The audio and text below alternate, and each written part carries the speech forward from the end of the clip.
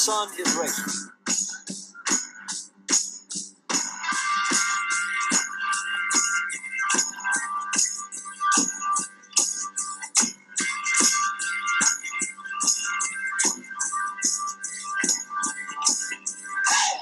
Welcome, race fans, to another episode of the Rubbin' Is Racing Daily Fantasy NASCAR Show. We have all your action from the ISM Raceway for the TicketGuardian 500, which is neither 500 miles nor 500 laps, so take that and ponder it for a second. That means we're actually at Phoenix, kids. And for all of you that don't know what ISM, it's Ingenuity Sun Media, and I also didn't have a clue of what TicketGuardian was. That's actually a concert and event insurance. Fun facts by Big Poppa. That means we're at Phoenix for 316 laps in the desert. Stages are at lap 75, lap 150, and then we race to the finish. Out of the last 14 races here, the winners come from 10th or higher 8 out of those 14 times. The pole winner in the last 4 races has averaged 90.5 laps led. That average will increase after this weekend's completed. Foreshadowing his pick already. Temp should be around 79 degrees when we go racing at 3:30 p.m. Eastern on Fox. But before we get into the burning rubber pick, which is clearly Truex Jr. for Liehr, we need to talk about the Keselowski. We need to talk about the Keselowski situation. He failed to make it out of round 1 trying to get cute and save his tires. That means at $9,900 this week, he's starting 25th. This is probably one of those fade at your own risk situations. I probably won't be fading Keselowski a whole lot. I will roster him pretty much all the time. Your thoughts, Liehr, on Kez before we get into the picks? Yeah, I mean, pretty much, brother. No-brainer pick there, starting from the 25th position. He's actually statistically one of the higher-rated drivers when it comes to these type of mostly flat racetracks. But Keselowski's going to be a largely owned player in cash games and GPPs this weekend, and it should be. It's the right play, and if you get cute and get off of them, who knows? Maybe if something happens, we'll see. Yeah, there is a decent amount of carnage at this track, like one wreck basically per race. Usually catches up about 3 to 5 cars in it. A design fade around Keselowski could possibly work.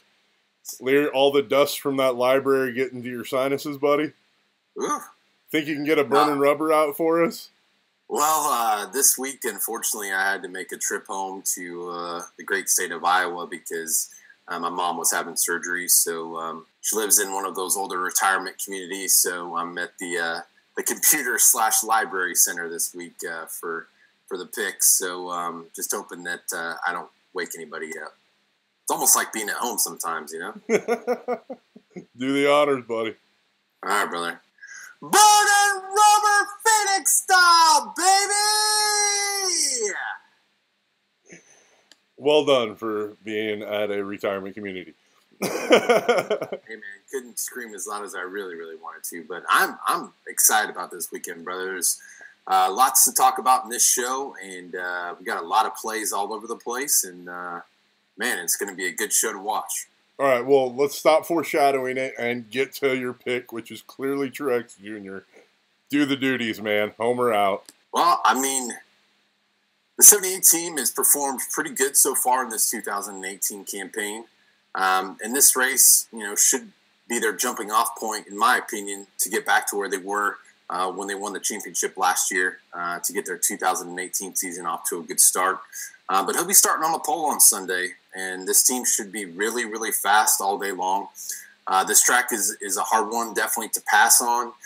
So it's going to come down to pit strategy this week for a lot of these teams, because obviously last year we had Ryan Newman win this race based on that type of strategy, and his cost is pretty high this week. It's going steadily up, but it's $10,900, which is second highest on the board. Like I said, really getting up there. Harvick this week is super, super expensive, but he's got 24 starts here. He doesn't have a win under his belt here at Phoenix, so who knows? Maybe he gets it this weekend.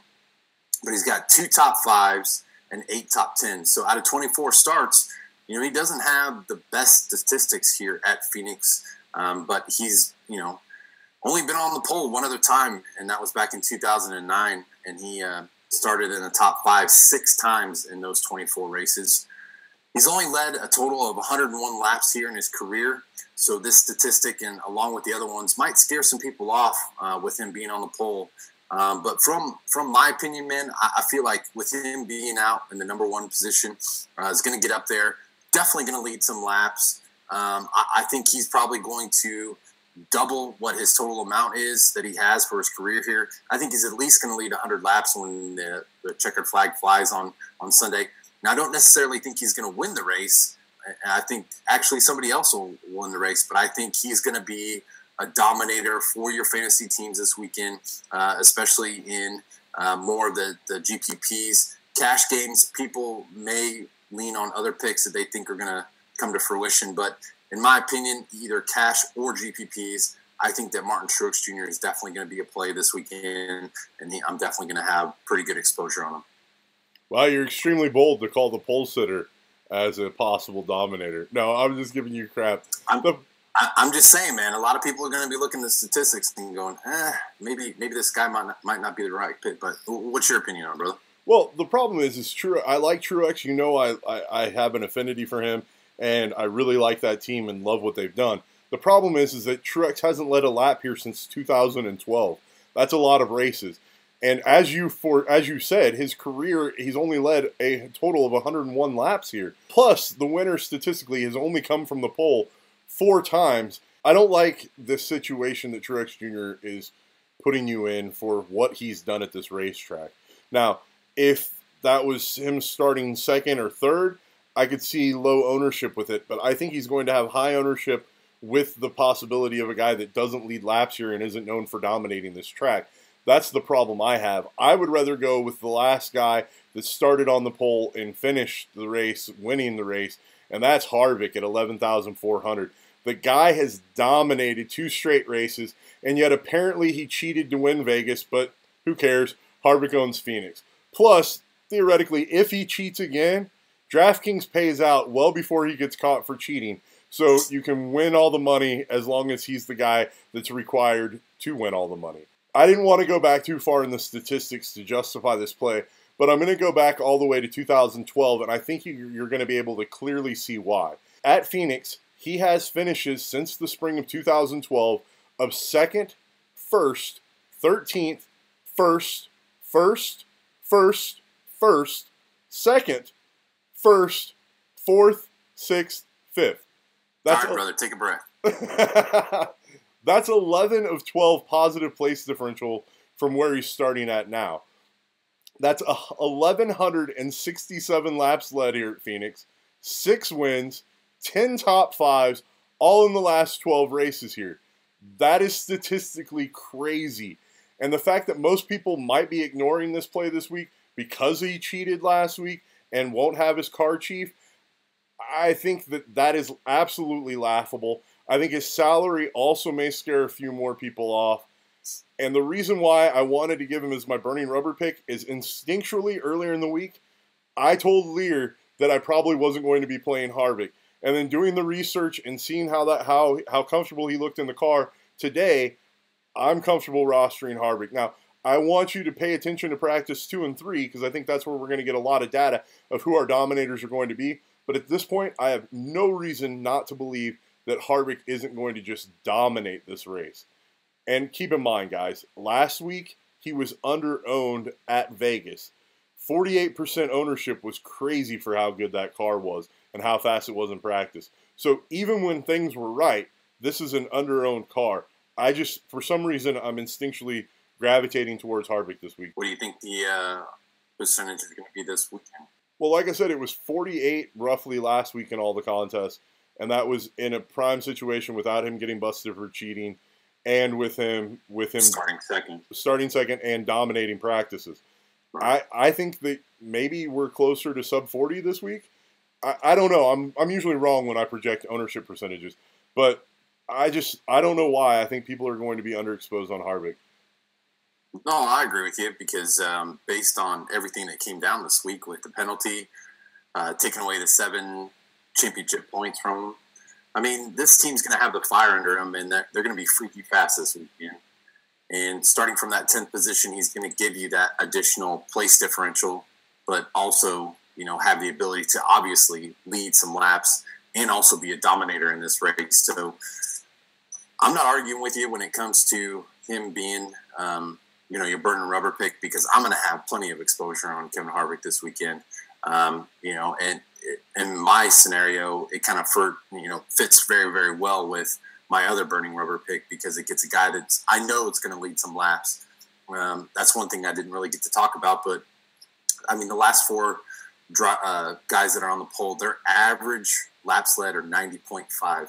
So, Truex may be under that with Larson starting second, but, also getting a guy of the caliber of Harvick in there as well, and giving you that place differential, but also the ability to lead some laps and be a dominator.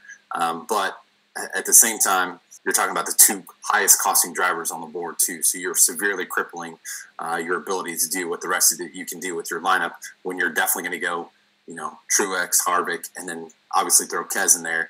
Then there are other three drivers you really have to do some really good configuring on your pump place.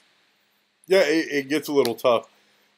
So you kind of foreshadowed that you had another burning rubber pick, and you probably didn't write it up, but I'll instinctually go ahead and give my secondary burning rubber pick first, and that is, I don't want people to sleep on Rowdy this week at 10,500. Right. And I realize I'm arguing for a lot of the super expensive guys, but Rowdy's last 5 finishes here are 4th, 2nd, 3rd, and 7th, and he leads laps. I like Rowdy as a sneaky play to get off some of these big guys. But like you said, you're not going to be able to roster more than 2 of these guys and Kez. So that's just the way their cookie crumbles this week with salary. It's all going to be about, who you can fit in there and where you foresee this race going to, because based on that salary, I mean, you can't put all 4, Harvick, Busch, Truex, Keselowski all in the lineup. It just salary-wise does not work. So you're going to have to get creative, and you're going to have to make really good choices this weekend. And most times, we're going to have usually 2 dominators in this race, possibly up to 3 dominators when it comes to laps led. But the biggest decisions are going to be, those place differential guys, and then somebody that has place differential plus the dominator points. So if you had to pick one guy that we haven't talked about that's a possible dominator, who would it be? I would say, just based on the statistics, based on his practicing, I'd have to say Larson.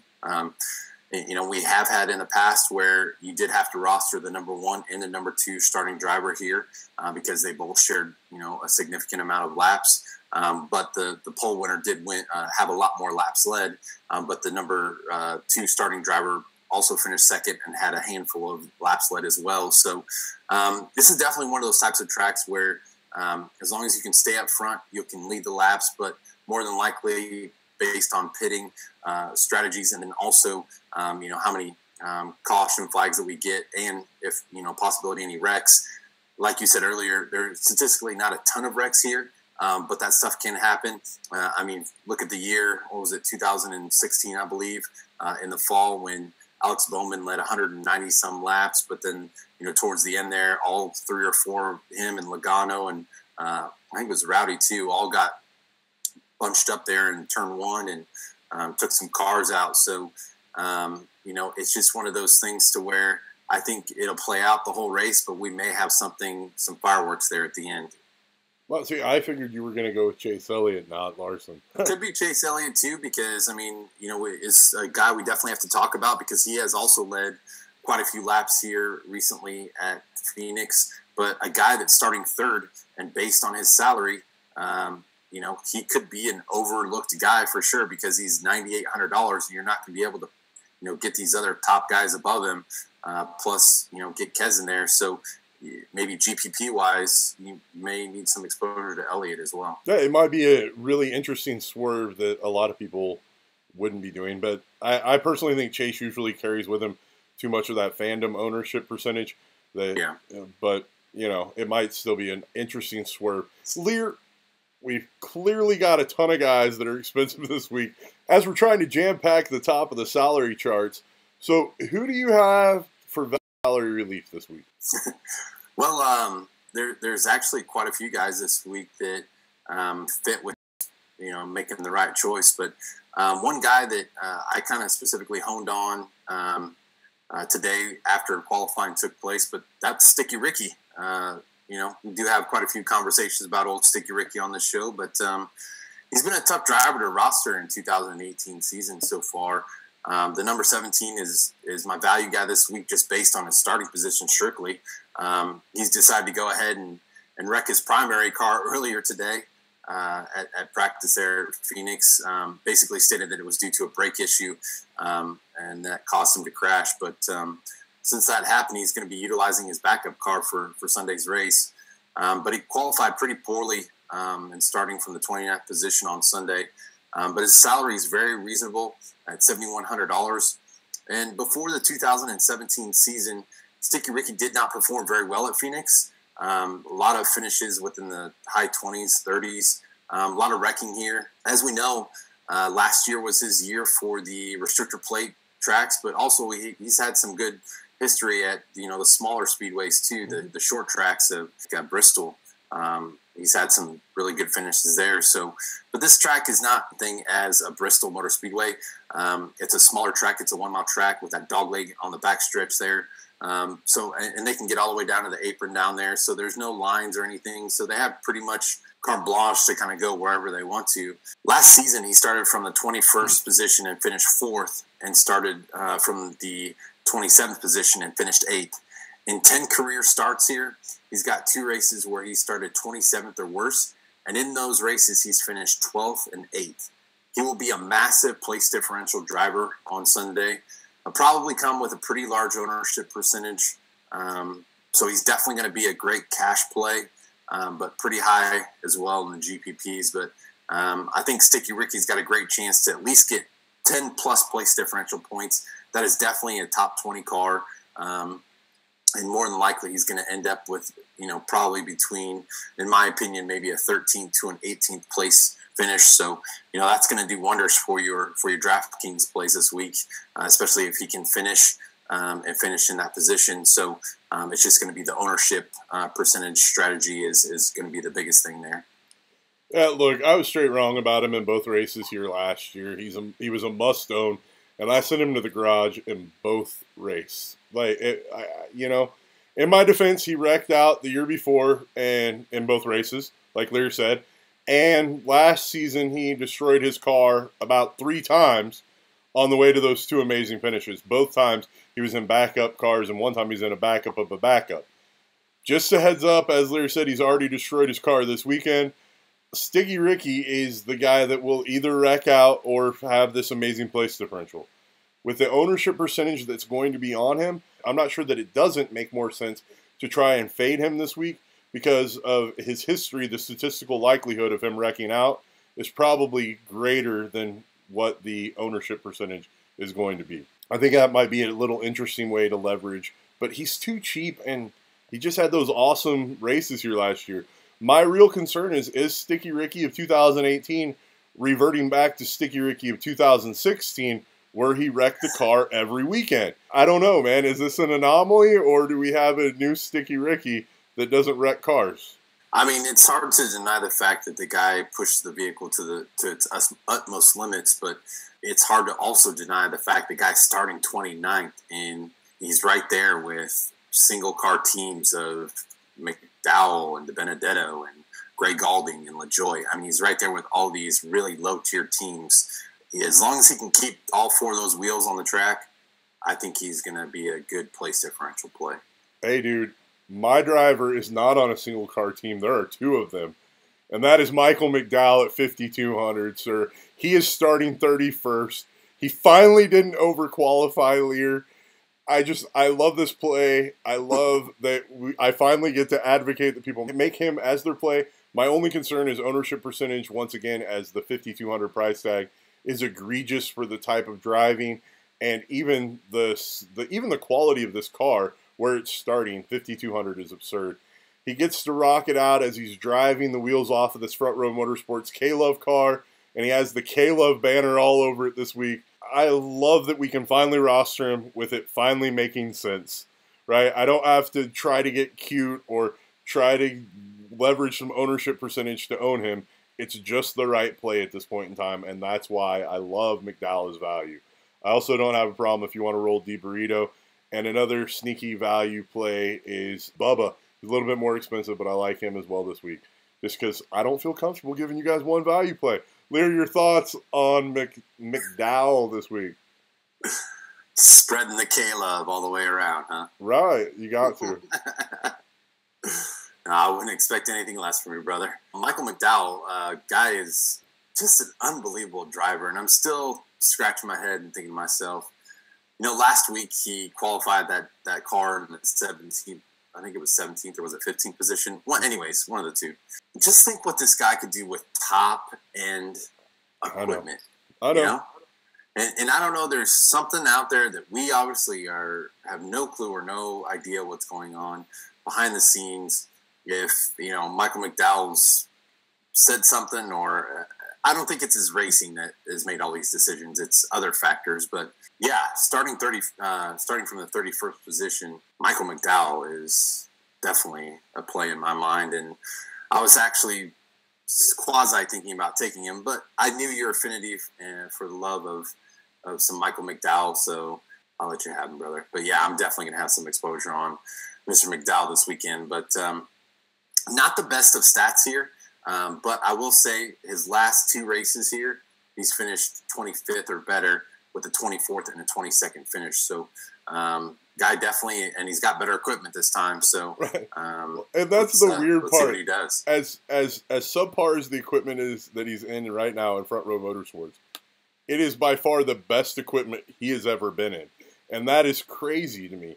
That he and the other driver that I think it's just egregious about is DiBurrito as well. Like, those two guys are two of the best wheelmen that exist in NASCAR, and the fact that they can't get legit rides to compete with these other guys is, to be honest, one of the problems of the NASCAR. Well, how about this week, brother, when DiBurrito took to social media and had a outpourage of love from the people out there in from Michael Waltrip. I'm sorry, not Michael Waltrip, but Darren Waltrip, giving him $5,000 driver that he's competing with, giving him a $5,000 check. Kevin Harvick and his team gave him $5,000. So from KMI. So it's just, I saw a lot of people putting GoFundMe accounts together, and just crazy to think that guy did not have a main sponsor for this weekend. But I do want to say that when it comes to the value guys this week, I am not going to be reaching further down than DiBurrito, starting 30th on a $4,900 salary. LaJoie, Chastain, Earnhardt, Kennington, and Gaulding, I just can't go there this weekend. And, maybe one of those guys gives you the ability, when you put them in a lineup, to stack the higher-end guys, because obviously you're getting more salary relief. But this is a 1 mile track, folks. So these guys are going to go multiple laps down. And when you go multiple laps down, that makes it harder to even get out of that position, unless there's a massive wreck in the mid part of the race or something like that where they can make the laps up. But if we go green, and it can tend to go green here long sometimes, but these guys aren't going to be making up. And even DiBurrito, McDowell, all of these guys starting at the 30 and higher 20s, these guys can go a couple laps down too. So got to be choosy about your value plays this week. No, as we've seen in most races at this track, about half the field will be multiple laps down. Yeah. There. So, which is crazy. Yep. All right, Liehr. I think we kind of foreshadowed a little bit of going to the garage that we could pick on NASCAR for having problems getting top-notch drivers and top-notch rides, but I don't think we're going to do that this week. This is a segment where we get to talk a little bit of trash on a driver. Maybe it's on NASCAR. Maybe it's on DraftKings. Sometimes we just need to talk some trash. I want to be going with one of the main teams that's just been struggling mightily so far at the season. But, Billy. If you guys can't figure that out, it's Billy Byron.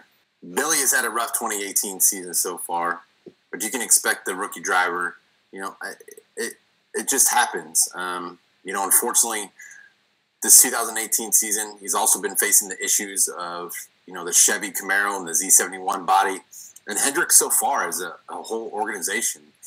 Chase Elliott was kind of in it a little bit last week, and then unfortunately Kurt Busch got into him and took him out. But they just haven't had very good success. And obviously we talked about Jimmy Johnson last week, and although he looks a little bit better this week, he's still qualified in the 17th position. So I'm still putting that stamp on him that he is not a playable play for me, even this week, starting from 17th, which is tough to say. But Billy's been fairly cheap option for you, if you're willing to risk it. But he has not obviously paid off, and that trend's going to continue this weekend in Phoenix. Billy B had a nice qualifying run today, along with Team Hendrick, which was a little bit of a surprise with Elliott, and then also William Byron, and then you got Alex Bowman, which nobody's been talking about Alex Bowman hardly at all so far this 2018 season. So yeah, there still is a number 88 on the Monster Cup Series, but he's going to be starting from the 11th position, and his price is an enticing $6,900 this weekend. But this rookie driver is still trying to work out all the pressures, getting used to being on this level. He's going to get gobbled up this weekend by the vast array of veteran drivers starting back in the back of the field. But this is just not the race to start going on Billy yet. But I will say at some point this season, he's going to start looking better. That team's going to start getting better, and he's going to be a play at some point this season, but just not yet, starting this weekend. You're the only person I've heard call him Billy too, by the way. So just to not confuse our audience, he's talking about William Byron. Billy Byron, the 24. Wow. No, I get why you're saying fade the rookie. It makes sense. His price point's interesting, but starting 11th, there's about a 0% chance that he's going to be on the winning lineup. But every time I seem to say that, somehow that guy ends up on a winning lineup, and I just won't play him. I can pretty much guarantee you I will have 0 of him right now. Another guy that I'm not looking to play at all is, and this one pains me a bit, I'm sending Trevor Bayne to the garage. His starting position of 21st is 6 spots higher than his average finish here. In 7 races at Phoenix, he only has 1 finish better than his current starting position, and that was a finish of 19th. His only top 20 finish here ever. Y'all know I love boarding the Bayne train when it's appropriate and when it's the right play. Everybody loves to get down Quad City DJ style aboard the Bayne train, but this just isn't the weekend to board the Bayne train as Liehr is doing the come on ride the train in the background. It just doesn't seem to be the right play, and as much as I like Trevor Bayne, and even as much as I'll probably play his teammate in Stenhouse, I will not be playing Trevor. Yeah, it's tough. Trevor Bayne's, he's had a rough go of it so far in the 2018 season. He's definitely one of those guys that, it's a week-to-week thing with him. But honestly, man, he's starting to get worn when it comes to his driving skills. It seems just like every week we talk about him starting within the 20s, somewhere in the 20s. He hasn't really gotten the concept of getting up there, and you can't really blame it on the Roush Fenway equipment. They were one of the top teams. I know that they're only down to 2 teams, but Sticky Ricky keeps coming, week in, week out with a top 10 qualifying position. I can't tell you the last time that Trevor Bayne's qualified in the top 10. It's tough to take a guy that's doesn't seem to consistently have any real success, and the only time you can ever really play him is when he's starting high in the 20s. So if he doesn't finish higher or where he's at, I'll be surprised, but I think he's probably going to be right around where he's at. If he doesn't wreck, I think 25, 26 range guy. So I think he's definitely going to be one of those guys that, unfortunately, I'm just not going to have any exposure on this weekend. As much as I like you, Trevor Bayne, I think you're a nice kid. Well, that wraps up another week of going to the garage. Liehr, how about you give us the update on the league, man? Who took it down last week, and who's in first place overall? Well, again, we've had some great participation in the league. It's been very, very competitive. But congratulations to All Stars 15 with a monster score of 388. They had on their winning lineup Eric Amarola at a 53.5, which we were recommending him last week, along with Chris Buescher, 44.5. Kyle Busch obviously paid dividends last week, finished in second.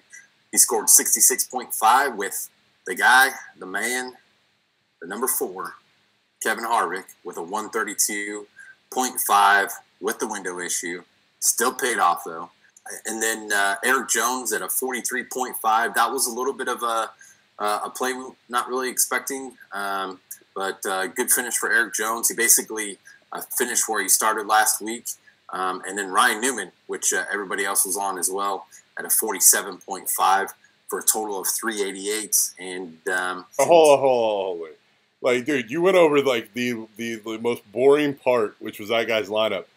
The dude took down $150,000 plus in the main contest, running that lineup, which I've said is sacrilege many times on the show. He ran that same lineup 10 times and took down the big boy. That is just craziness. Like, congratulations, sir. Yes, for Enjoy sure. your $150,000. That is insanity, man. Woo. Yeah, and congratulations. That I was getting there. But dude, you got to lead with that, brother. Not his lineup. Nobody cares about the lineup. It was last week. He won $150,000. Yeah, I mean, seriously, awesome job. Unfortunately, he had to share it with one other individual who also had the same lineup out of 52,000 people. But All Stars 15, nice work last weekend. And Wade, and I'm still baffled at the fact of how many actually have the same lineup in that you had in the tournament. But maybe that's the strategy that some people need to go with, and it may be something I might be incorporating here pretty soon if it pays off again this week for somebody that's going to do that. But seriously, congratulations, and it's awesome to have you in our league. And just so you guys know out there, we got a big baller playing in the league. So, but as a friend of the show and the league, maybe we should get him to buy the diecast for the winner. There you go. I mean, after $150K, you can afford to do it now, right? But I had a great week last week too. Not to kind of toot my own horn, but I was on the brink of taking down one. But unfortunately, the McMurray thing had to go down. But it is what it is. And for 2 weeks in a row, congratulations to Jamie Dukes of the Carolinas. For 107 overall. I think what did he say? He was from South Carolina? One of the Carolinas. I don't know. But Jamie Dukes, 107 right now, and he's got Pete Daddis right on his heels at 105. So, but congratulations to you, sir. Still in the lead. Let's have a great participation again this week. And with that said, it's time to wrap up another week of the Rubbin' Racing Daily Fantasy Show. Thank you guys for tuning in as always. Remember to like, share, subscribe. The show grows and the community grows only with your guys' help. Thanks again for tuning in, and let's win some money this week. Liehr, say your goodbyes. All right, guys. Hope you guys enjoy the race from Phoenix on Sunday. It's probably going to be a hot one, and it's going to be an interesting race. There's plays all over the place. Poppa and I talked about quite a few of them, but I think there's going to not be a lot of same teams this weekend. I think there's going to be a lot of parity and a lot of teams that are going to finish with different drivers in the league. So, but I appreciate you guys watching the show. Make sure you like, share, subscribe. Enjoy your weekend. Enjoy the race on Sunday. I'm going to read a book back here, and we'll see you guys on Sunday. I got $50 that says he doesn't read a book. Have a good one, everybody. Later, y'all.